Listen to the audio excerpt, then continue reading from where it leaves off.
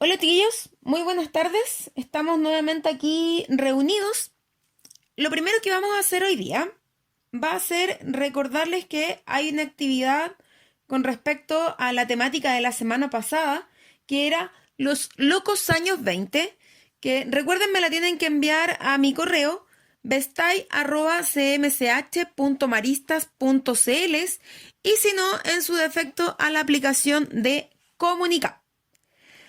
Entonces, antes de partir, más que nada con lo de hoy día, es irles recordando un poco lo que hablábamos la semana pasada. Como ya les dije, sobre los locos años 20. ¿Se recuerdan?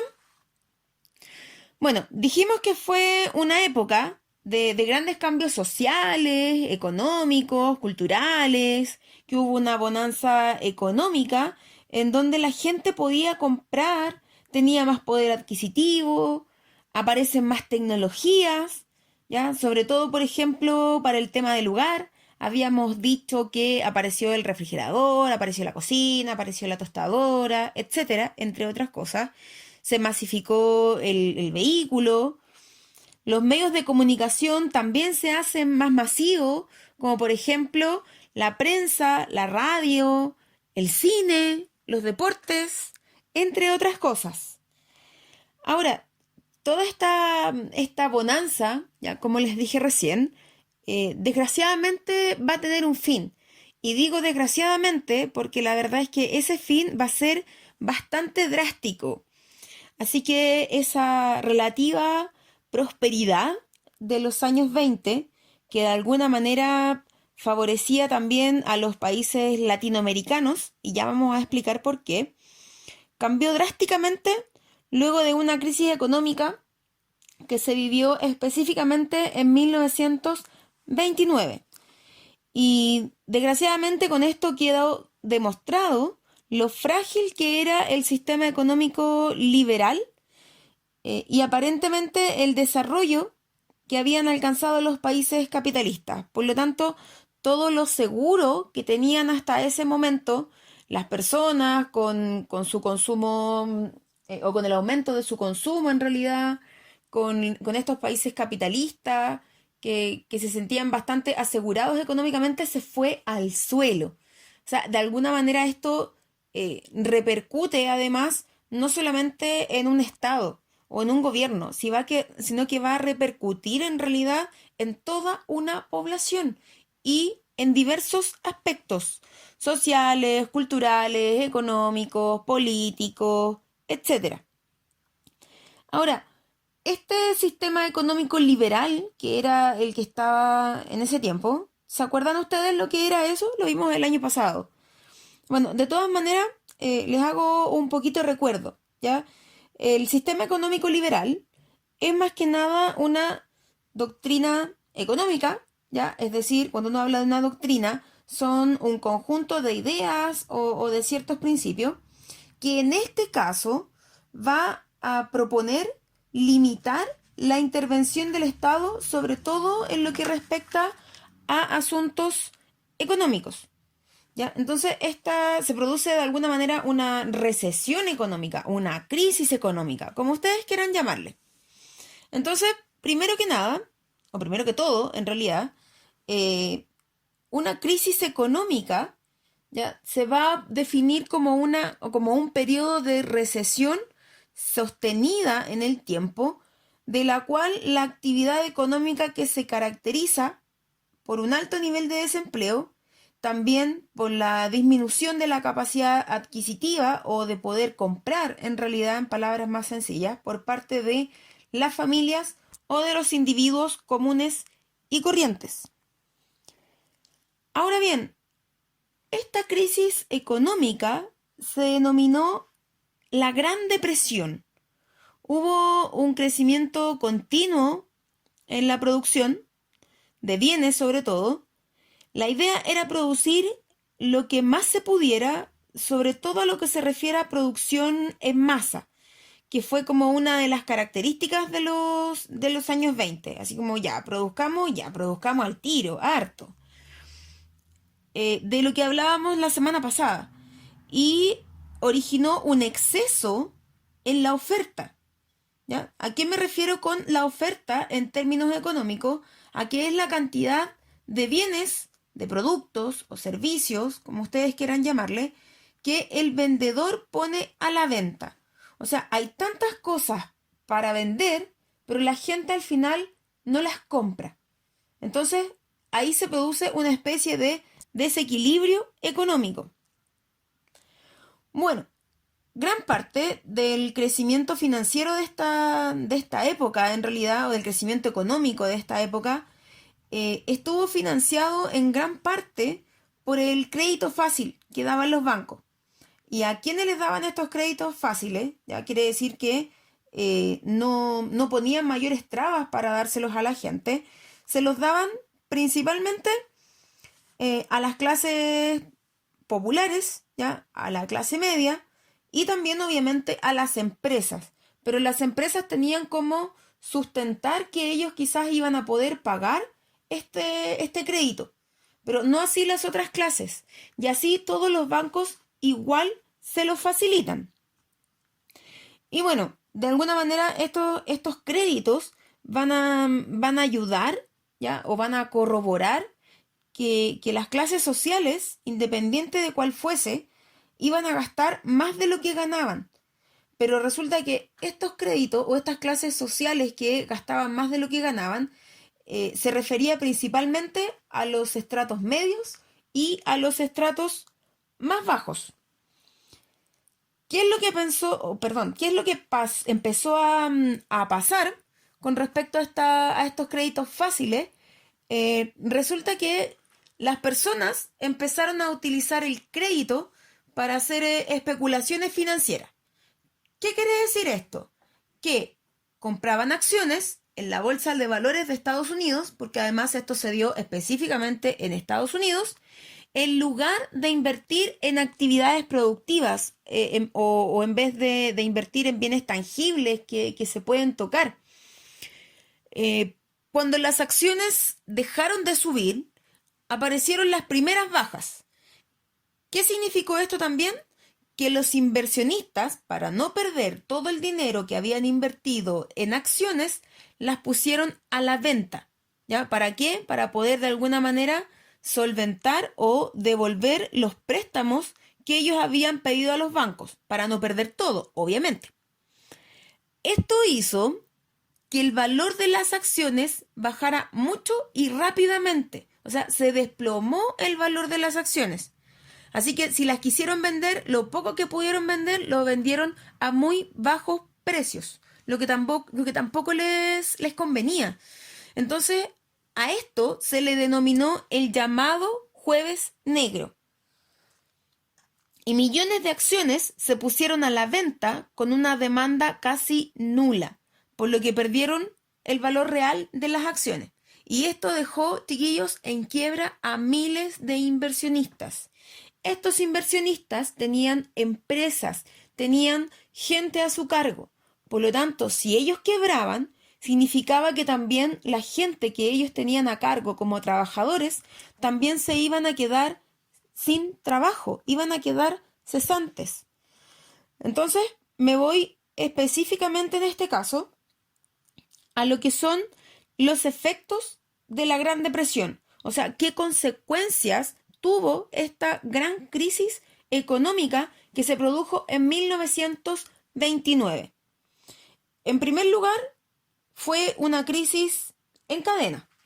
¿Ya? Se produjeron quiebras bancarias y esto específicamente porque la gente no pudo pagar los créditos. O sea, imagínense la magnitud que un banco con el poder que tiene quiebre, no tenga para solventarse a sí mismo. Se produce la reducción de la producción, incluso a nivel mundial, en aproximadamente un 40%. Al reducirse la producción, también se empiezan a cerrar las empresas. Si las empresas cierran, aparece algo súper importante a nivel social y económico, que es la cesantía. La gente empieza a padecer muchas necesidades producto de que no encontraban trabajo. Y obviamente, si la gente no tiene trabajo, no tiene dinero, el nivel de consumo se empieza a reducir drásticamente a nivel mundial, chiquillos. ¿Ya? Donde más fuerte azotó obviamente fue en el país donde esto se dio, que les recuerdo era Estados Unidos, en parte Europa y los países o la región más afectada también junto con Estados Unidos fue América Latina, ¿ya? O los países latinoamericanos. ¿Por qué? Porque resulta que tenían una fuerte interdependencia para con Estados Unidos y ya les voy a explicar por qué. Ahora, socialmente hablando, todas las clases sociales se vieron afectadas, pero sobre todo la clase trabajadora urbana, en donde sus ingresos se vieron reducidos prácticamente a la mitad y los que no, como les decía recién, prácticamente quedaron cesantes. Bueno, frente a esto, o frente a esta gran crisis, Estados Unidos tiene que empezar a buscar una solución y rápidamente. No se puede quedar de brazos cruzados. Y como ya habíamos dicho, con la crisis económica se puso en duda la eficacia del sistema económico liberal, que era en donde el Estado tenía nula o escasa intervención en este sistema económico. ¿Ya? Y este sistema económico liberal vigente hasta ese momento, o hasta ese entonces, comenzó a ser cuestionado duramente. Como respuesta a la Gran Depresión, Estados Unidos empieza a buscar soluciones y por ende surgen nuevos modelos e ideologías políticas y económicas también, obviamente, y que incentivaron a que el Estado tuviera una mayor intervención en la economía, o sea, todo lo contrario a lo que se proponía en un sistema económico liberal, en donde el Estado no debía meterse, no debía involucrarse, y en este caso se estaba proponiendo que en realidad el Estado sí debía intervenir. Entonces, la verdad es que así es también como surgen dos conceptos absolutamente nuevos, que son el New Deal y el estado de bienestar. El New Deal, en español, sencillo para nosotros, obviamente, significa el nuevo trato. Y entonces, ¿qué es lo que va a proponer Estados Unidos en esta nueva super idea que se le ocurrió para poder sustentar o salir en realidad de esta crisis económica? Ahora, esta crisis económica obviamente duró varios años. Estas nuevas medidas que se implementaron por parte de Estados Unidos tampoco resultaron inmediatamente, sino que fue un proceso. Pero antes de eso, vamos a explicar más o menos el contexto de cómo surgen estos términos o acciones por parte del Estado. Bueno, de partida, el presidente que hubo en Estados Unidos entre 1929 y 1933 siguió básicamente con el mismo modelo económico, ¿ya? Es decir, que él estaba en favor de la no intervención estatal y él pensaba ilusamente en que el mercado se iba a autorregular solo, lo que desgraciadamente o claramente no fue así. Y la gente siguió siendo más pobre, siguió aumentando el nivel de cesantía, obviamente el nivel económico no subía, ¿ya? Y en base a esto, bueno, a todo esto, producto de que muchas empresas quebraron, incluso la gente se empezó a suicidar. Se lanzaban de los edificios más altos que existían en Nueva York. ¿Por qué? Porque no tenían cómo sustentar su vida ahora. Bueno, siguiendo un poco con el tema de cómo lograr superar esta crisis, hay un presidente, sucesor al que ya les había mencionado, ya, del periodo entre el 29 y el 33, que es Roosevelt, ya. Él dijo no, él golpea la mesa y dice no, aquí es necesario que como gobierno hagamos un cambio. Es así entonces como propone todo lo contrario al sistema anterior, es decir, la intervención del Estado en la reactivación de la economía. De hecho, hay un discurso ya que vamos a escuchar ahora para que ustedes pongan atención a lo que él realmente quería lograr o qué cambios quería promover en esta superación de la crisis económica estadounidense. Esta nación va a salir adelante, como lo ha hecho hasta ahora. Va a volver a revivir, va a volver a tener éxito. Estoy preparado para el marco de los deberes de la Constitución, para tomar todas aquellas medidas que requiere esta golpeada nación en medio de un mundo golpeado. Nuestra más ardua tarea, la primera, es hacer que el pueblo vuelva al trabajo. No es un problema insoluble, si no nos enfrentamos a él con prudencia y valentía. Puede realizarse, en partes, mediante la contratación directa por parte del gobierno, actuando como en el caso de guerra, pero al mismo tiempo llevando a cabo los trabajos más necesarios a partir de estas personas contratadas, para estimular y reorganizar la utilización de nuestros recursos naturales. Si nosotros pusimos atención bien a lo que decía el presidente Roosevelt, tiene que ver obviamente en ciertas medidas que él va a tomar para poder reactivar la economía norteamericana. Entonces, sus ideas principalmente eran, tal como dije recién, reactivar la economía, redistribuir los ingresos fiscales, es decir, a dónde vamos a colocar más plata, a dónde vamos a colocar menos, qué cosas requieren en las que nosotros invertamos más recursos, etc. También, obviamente, la promoción del empleo, a crear nuevos puestos de trabajo, y al crear nuevos puestos de trabajo va a decir ya, entonces la gente va a tener un poquito más de plata en el bolsillo y vamos a empezar a estimular el consumo, que la gente empiece a invertir de alguna manera. Así es entonces como entre 1933 y 1938 se implementa un conjunto de medidas llamadas New Deal, ya que como ya habíamos dicho significaba nuevo trato. Dentro de las medidas más importantes a desarrollar por parte de Roosevelt fueron, en primer lugar, la recuperación del sector agrícola, es decir, que se empieza a limitar la producción de ciertos productos, valga la redundancia, y el Estado los indemniza.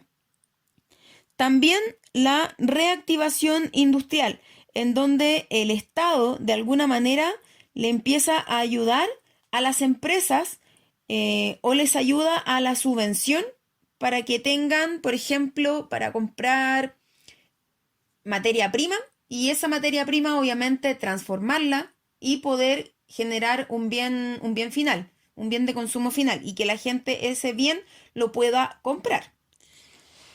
Y obviamente aparece también una política de obras públicas, ¿ya? Entonces la creación o la construcción de ciertas instituciones o de ciertos edificios, etcétera, cosa de que la gente pueda tener trabajo.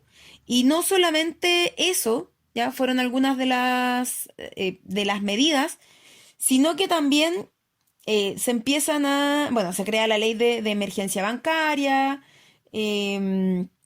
aparece la ley del seguro social, se concede mayor poder de negociación a los sindicatos laborales. Y aquí me detengo un poquito cuando se habla de ley de seguro social, es lo que nosotros hoy día también conocemos como el seguro de cesantía. Entonces, que la gente cuando sea despedida o se quede cesante, no quede absolutamente desprovista. Y eso se logra principalmente a través de los contratos. Por eso es súper importante, desde esa época hasta nuestros días, que cuando uno trabaja tenga un respaldo. Y ese respaldo legalmente es nuestro contrato. Obviamente, si tú no tienes un contrato, no tienes detrás una seguridad social. Es lo que pasa muchas veces con la gente que trabaja al día. Yo creo que muchos de ustedes han escuchado decir por parte de sus papás o familiares o quizás en cualquier otro lugar o en otra instancia, si yo no trabajo, no como. El día que yo no trabajo, no me pagan. Y eso es una realidad, es así. no la podemos negar y es parte de nuestra realidad nacional. Bueno, siguiendo un poquito, yo lo que les decía hace poquitos minutos atrás fue una recuperación súper lenta, pero que sin duda, sin estas medidas del New Deal o sin estas propuestas que se le ocurrieron al presidente en esos entonces, o nuevo trato, ya, si le quieren decir así, hubiese costado mucho más. Lo más probable es que Estados Unidos se hubiese demorado más en salir de esta crisis económica. Y bueno, de la mano de estas mejoras vino también lo que se denominó el estado de bienestar, que se los decía cuando les dije van a aparecer dos conceptos, que en este caso es el nuevo trato y el estado de bienestar. Bueno, aquí tenemos entonces lo que es el estado de bienestar. ¿Qué significó esto? En donde el Estado, ¿ya?, tenía que tener una determinada cantidad de recursos económicos, obviamente. ¿Y para qué eran estos recursos? Para poder garantizar que todos los ciudadanos pudiesen disponer de ciertos servicios necesarios y básicos de alguna manera.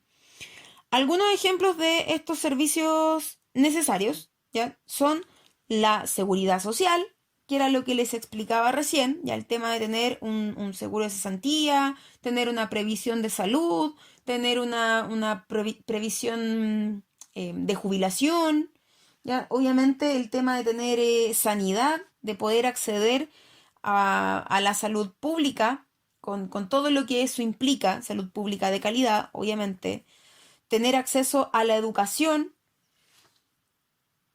las pensiones de jubilación, el derecho a huelga, etc. Entonces, todos esos elementos son además elementos que se mantienen hasta hoy en día, en donde nosotros tenemos derechos a ellos y el Estado tiene el deber de prever que nosotros los podamos tener sin ningún problema. Ahora, después de que se empieza a superar un poco esta crisis, ¿ya? En Estados Unidos principalmente, no deja de ser importante el hecho de que esta crisis también va a tener cierto impacto no solamente en Estados Unidos, que es el país donde se origina, también lo va a tener en Europa, como dije en algún momento, como se los mencioné al principio, y por ende también en América Latina, ¿ya? Y va a tener ciertas consecuencias económicas súper importantes. En primer lugar, estas consecuencias económicas dentro de nuestra región generó la caída muy rápida, ¿ya?, de los precios de las materias primas, es decir, de los recursos naturales que se exportaban de los países latinoamericanos a Europa y Estados Unidos principalmente. Se produce también la contracción del comercio internacional y en conjunto con ello la reducción de ingresos por la caída de las exportaciones. En el caso nuestro, ¿ya?, o sea, dentro de América Latina, los países más afectados fueron Chile y Argentina. En el caso nuestro, Estados Unidos era uno de los mayores compradores en ese momento del salitre. Entonces, al no haber quien los compre, obviamente Chile tampoco recibe ingresos o deja de recibir los ingresos que tenía antes. En este contexto, ¿ya?, o en esta idea en realidad, las políticas económicas para hacer frente a la crisis no fueron homogéneas. ¿Qué quiere decir esto? Que no todos los países pudieron hacer frente a esta crisis de la misma manera, fue de alguna manera desigual. Y tal como se los dije recién, porque hubo países mucho más afectados que otros. En este caso, a nosotros nos golpeó duramente y a Argentina también. Por lo tanto, fue súper dominante la intervención del Estado. Ellos vieron o sabían que Estados Unidos dentro de sus propuestas fue, ya, perfecto, el Estado tiene que intervenir para poder subsistir o aplacar un poco esta crisis y por lo tanto nosotros vamos a hacer exactamente lo mismo. Entonces, desde ahí se abandona absolutamente la idea de este sistema económico que fue el liberalismo económico, y además, a partir de ese momento, algunos países centraron sus esfuerzos en la industrialización interna. ¿Para qué? Para no tener que comprar, productos en el exterior. ¿Qué hicieron entonces? O una de sus principales medidas, sobre todo Chile, fue desarrollar un modelo económico conocido como industrialización sustitutiva de importaciones, o lo que se conoció en su momento como el modelo EASY. ¿Ya? Este modelo implica que se va a aprovechar los recursos internos, ¿ya? Y se van a dejar de importar productos. Es decir, se va a aprovechar el recurso natural propio, el recurso nacional. Entonces, básicamente, como para ir cerrando el tema de la crisis en América Latina, lo que se produjo fue el desabastecimiento de productos manufacturados, ¿ya? Es decir, procesados. Hay una menor demanda de las materias primas por parte de los países extranjeros, por lo tanto no nos compran la materia prima o el recurso natural. Y por ende también existe una caída de los precios internacionales de esas mismas materias primas. O sea, si en algún momento los pudieron comprar a muy bajo precio. Entonces eso también implicaba a que no se podía solventar todo lo que implicaba la producción. O sea, se gastaba más en realidad en lo que se producía que en lo que ellos podían comprarlo. Y bueno, finalmente, si nosotros hacemos un análisis completo de esto, las crisis económicas generan un efecto en cadena, ¿ya? Y no podemos dejar de mencionar que en estos momentos hay una crisis económica mundial y es producto de una pandemia, de la pandemia que estamos viviendo. Y obviamente la situación es muy parecida, ¿ya? Si yo lo quiero tratar de comparar. ¿Por qué? Porque resulta que la gente en estos momentos está tratando de reinventarse, la gente que se quedó sin trabajo o a los que les suspendieron el pago de su sueldo, que quizás no se han quedado sin trabajo, pero les van a decir, pucha, no puedo pagarte en estos momentos o te voy a pagar la mitad, etcétera. Entonces, de alguna manera, el Estado también se ha tenido que hacer cargo, entregar bonos provisorios o de alguna manera tratar de solventar a la población que está más desprotegida. Entonces, desde ahí también analicemos y preguntémonos en qué se parecen estas dos crisis, que si bien tienen casi un siglo de diferencia en periodo, eh, pero es una crisis económica igual. O sea, afecta a la población igual, afecta a los estados igual. Entonces, las actividades que ustedes tienen que hacer esta vez tiene que ver precisamente con lo que yo les acabo de decir, ¿ya? En cómo la depresión o las crisis económicas van a afectar a las sociedades en general. ¿Cuáles son sus efectos? Analicemos cuáles son sus efectos en la población, ¿sí? Chiquillos, vamos llegando al final de esta nueva sesión, ¿ya? Les hago recuerdo que tienen que leer el contenido de las páginas 28, 29, 32 y 34 y complementar según sea la indicación, obviamente. ¿Ya? Dentro de esta sesión se les definió un poco qué fue lo que era la crisis económica o la depresión económica y también lo que fue estado de bienestar. Tienen que desarrollar la pregunta número 1, letra B, de las actividades de la página 29. Según la lectura de la página 32 y el recurso 20, que está en la página 33, ¿por qué el New Deal fue tan importante en el surgimiento de estado de bienestar? Y explicar las consecuencias o los efectos económicos en América Latina tras la Gran Depresión de 1929. Recuerden nuevamente que esto me lo tienen que hacer llegar, el desarrollo de esta actividad, a mi correo bestay@cmch.maristas.cl. ¿Sí? Muchachos, nos encontramos la próxima semana.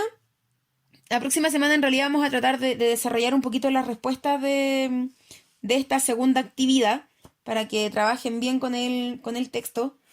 Y eso más que nada. Así que les deseo un buen fin de semana, que lo pasen bien, disfruten, traten de ser creativos, de generarse actividades encerrados. Aprovechen el tiempo, muchachos. Así que les mando un cariñoso abrazo y saludo a todos ustedes. Que estén bien. Chau, chau.